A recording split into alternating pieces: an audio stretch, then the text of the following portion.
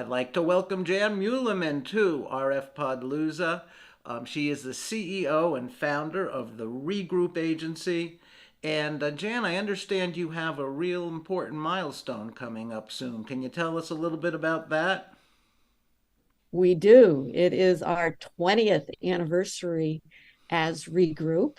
Regroup is actually the fourth generation of a company that I founded many, many years ago in 1974 and had the good fortune of gaining a little client that grew into a big client, grew the agency, determined that we had a lot going for us. We sold the agency, folded into a much larger agency. That agency sold to Omnicom. Then we spun out of that agency and joined Fitch, which was an international design consultancy, and that sold and that sold and that sold. And in 2003, we bought ourselves back and became Regroup. Well, that sounds like a history of the advertising industry over the last few decades, with all the M&As and spin-offs Yes. and client shifts.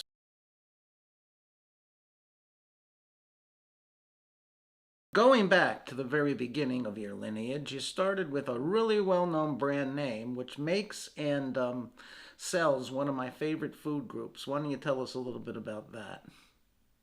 Well, we had the good fortune to be approached by Tom Monahan of Domino's Pizza because he thought he had failed to respond to a protest that had been filed against his registration of the name Domino's Pizza by Domino's Sugar, Amstar. And he thought he had lost the use of the name and he was going to pursue it in court, but he wanted to make sure that in the event that he lost, he could change the name. And in fact, 5 years later, when we were the agency of record for him, he lost in district court down in Atlanta, lost the use of the name. We actually switched out the inside graphics of the signs and the patches and the logos on the boxes to Pizza Dispatch, kept opening stores, and then when he won at appellate court, we switched it all back.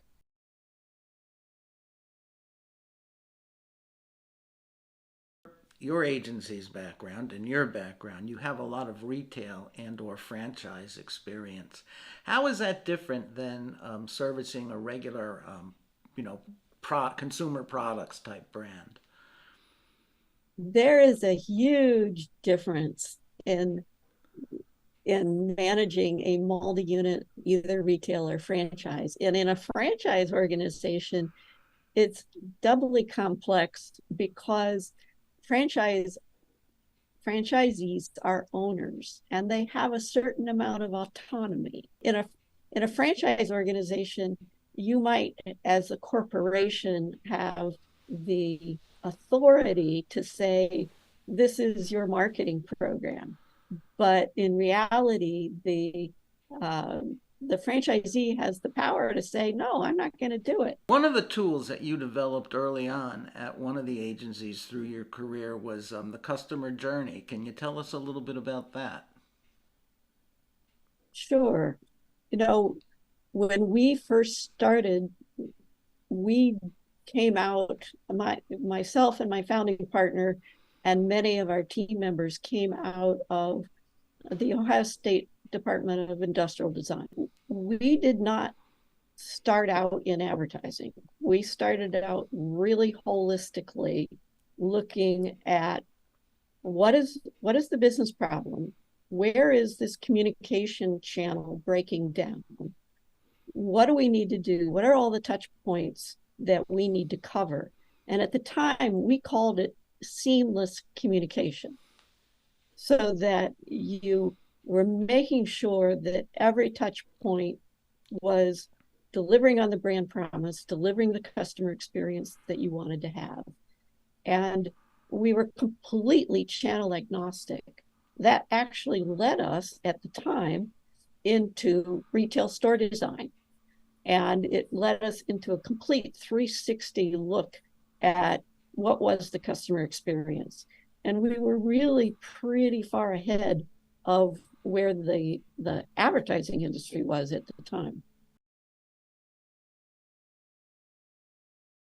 So one of the things that impressed me about Regroup was that you have a really good, solid set of core values. So why don't we address that? Okay. Well, one of our key core values is people first. And by people first, it means a lot of different things. One is it means that for our employees, we are committed to providing an environment where we help them grow and achieve as much as they possibly can. For our clients, it is that we are working very collaboratively with them. We are partnering with them. And for their customers, their end users, it is that we are acknowledging that all people want to be treated with respect, and that how we deliver our communication to them has to be respectful at the same time that it is informative and persuasive. But it's recognizing that there's in our world today where we are really driven by technology on a lot of different levels, and trust me, we use technology and we use data, but we want to preserve the human connection, the human quality that makes us who we are as people. You know, I've run a couple of agencies, and one of the things that always troubled me is we did what I would call accordion staffing. You know, it would expand and contract Mm-hmm. depending upon clients. Now, I grew up in a really big agency where they hardly fired anyone. And, you know, there's an old adage in our industry, I forget who said it, maybe David Ogilvy, that each day all of our assets go in and out of the elevators. Yes. So obviously, when you lose a client, sometimes you have no choice but to let people go. But how do you feel about keeping that core group of people together?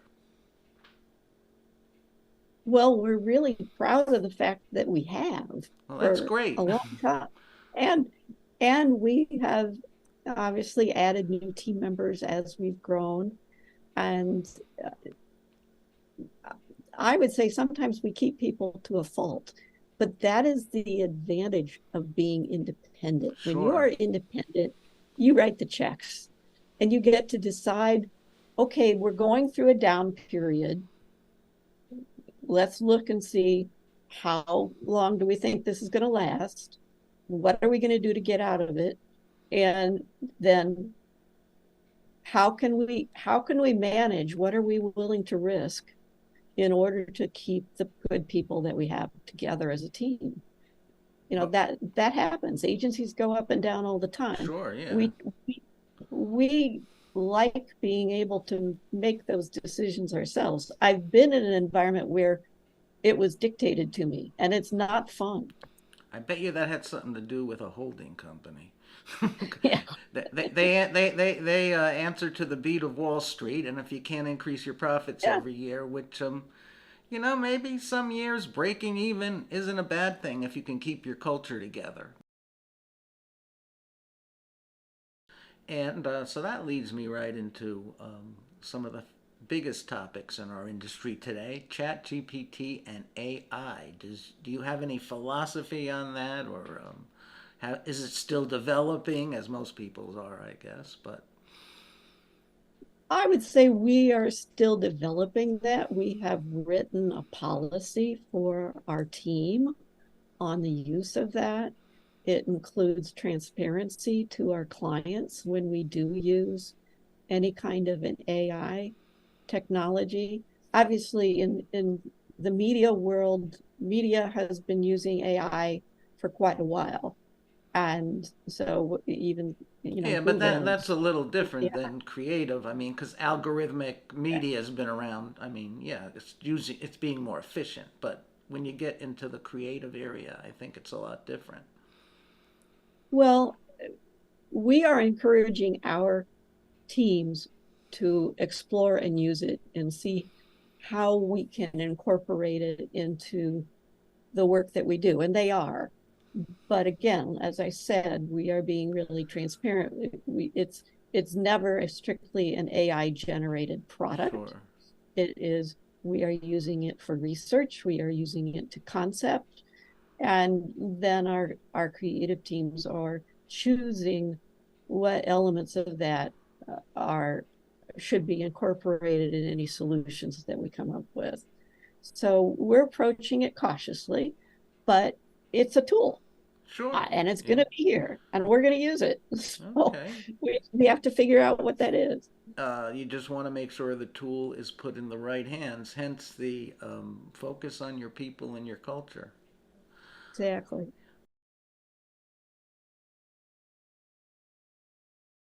I was looking through your work that your agency has done, the creative work, and you've done some great stuff. Why don't you tell me about some of your campaigns? Well, one of the clients that we have enjoyed working with and feel we have really contributed to their success is DTE. DTE is a energy utility.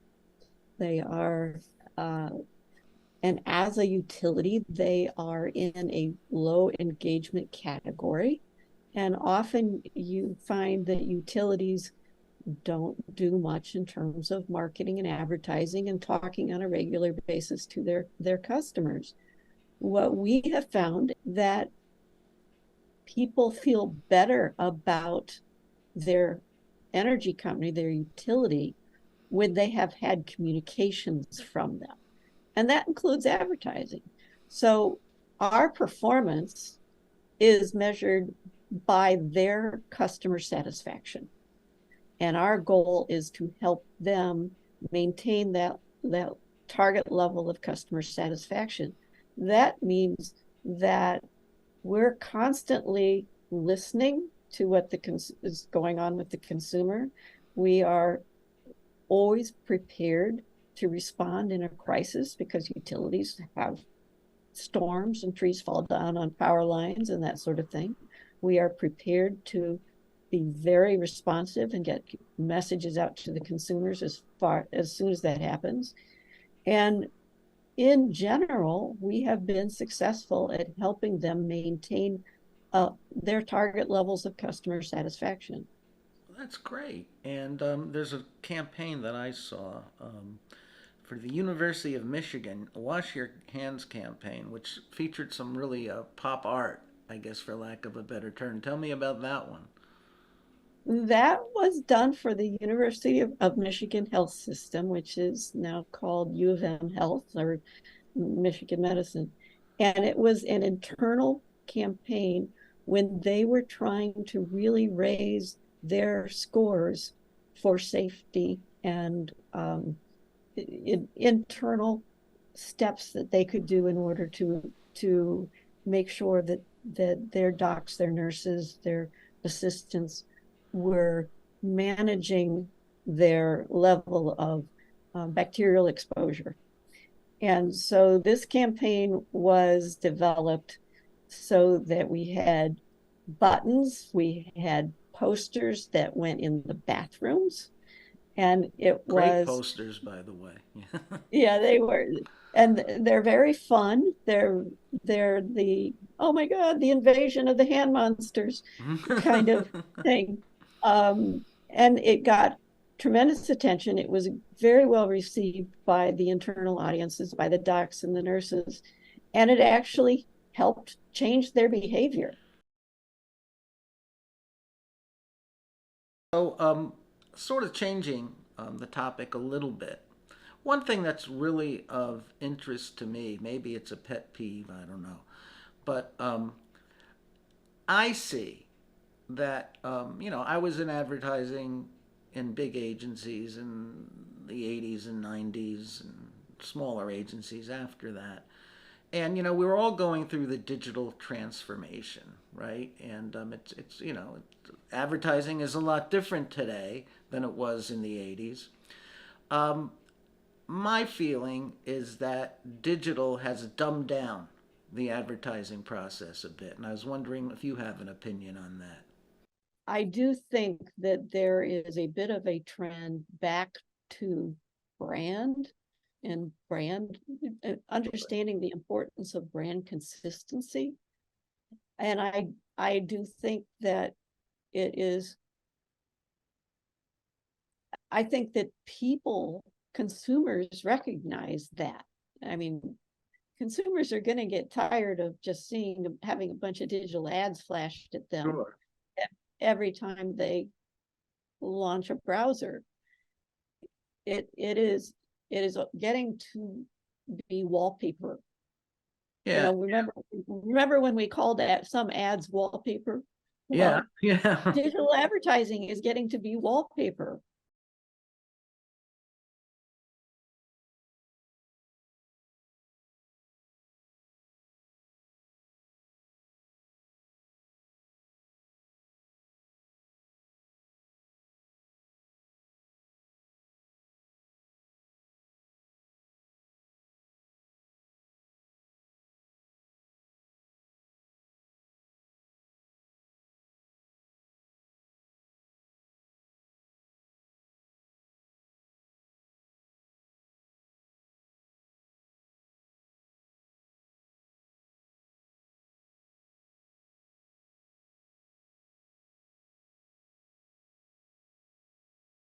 So, so I couldn't interview someone like yourself, being from where I am, without asking about RFPs. And so, what role do RFPs play in your business development process?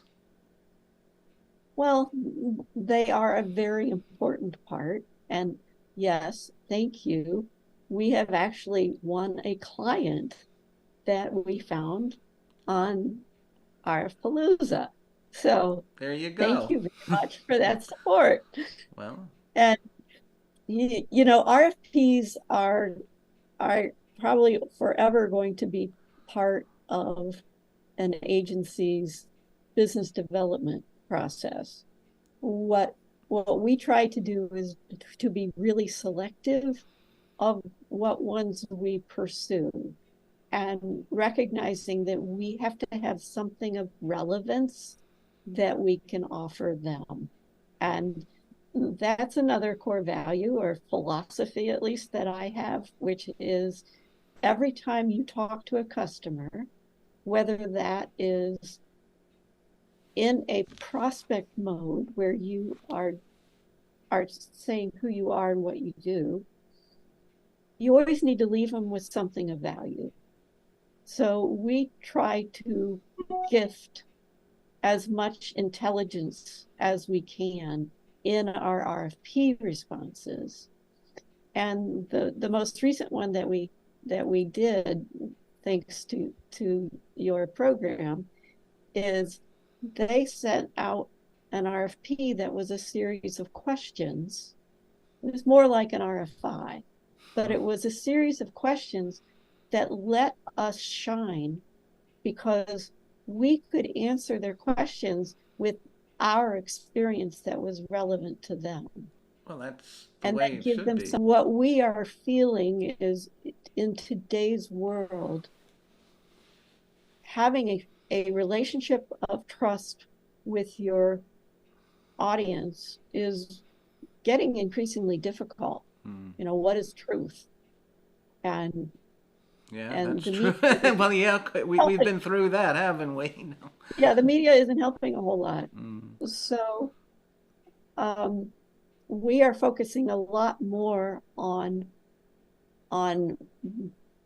in fact, this client that we just won, thank you, is really, their goal is they want their customer to trust them. That's our assignment, is help us gain their trust. Let me ask the question because you're on a roll Okay. here. I don't want to. Okay. So, in today's advertising environment, there are certain things that I believe, and I know you believe, that are really important. And authenticity is a word I hear a lot, and trust is a word I hear a lot. How does that fit into regroups? philosophy? Well, it's really, I believe, increasingly important. It's important in driving customer satisfaction. If you don't have trust, you have lower satisfaction scores. Most recently, for this client that you helped us connect with and ultimately win, their assignment to us is to build trust with their customers. They've gone through a period of time in the past where they had disappointing service to their customers. They have completely changed. It's new management, new approaches, innovative approaches, total focus on customer service, but their customers, their audience doesn't necessarily know about that. What we turn to a professional researcher and educator, Kent Grayson, out of Northwestern Kellogg School. And he has developed a 3-part model for trust. And at the base is performance. So you have to be able to perform, or competence, he calls it competence. You have to be able to have competence and deliver what you say you're going to deliver. Above that is, to your point, honesty, transparency, authenticity. There's that level where people have to trust that you are being open and honest with them. And then at the top is benevolence. And that is that people have to believe that you care about them. So obviously you have to have competence or you wouldn't be in business. In today's world, it's really important that you are transparent and honest and that they understand who you are, not just what you do. And then on top of that is that they have to believe that you care, For that you're sure. doing it for them. Yeah, well, when you get right down to it, that's what effective branding is all about. It's projecting the brand in an authentic way that creates an emotional bond, and that shows that there's some level of care and trust there, I believe. So, well, Jan, this has been great. Very interesting stories. Um, Congratulations on your 20th anniversary, because in the last 2 decades it's been really tough for a startup, well, not that you're completely a startup, but a new agency to last 2 decades. So we really appreciate you being on our podcast. Good luck to you and happy anniversary. Thank you so much, Roger. It has been great. I have enjoyed our conversation.